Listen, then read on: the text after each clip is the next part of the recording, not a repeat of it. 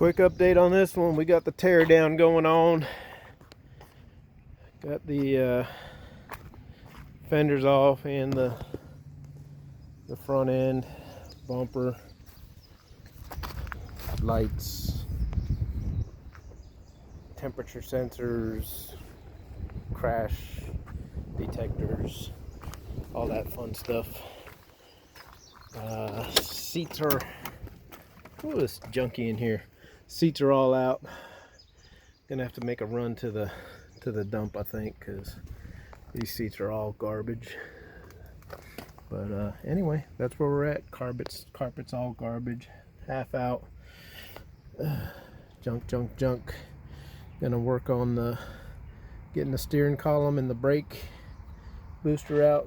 Rest of the dash wiring to come out, and we'll start seeing what we got to do on this portion of it, because this is what we want to save, right? All right, talk to y'all later.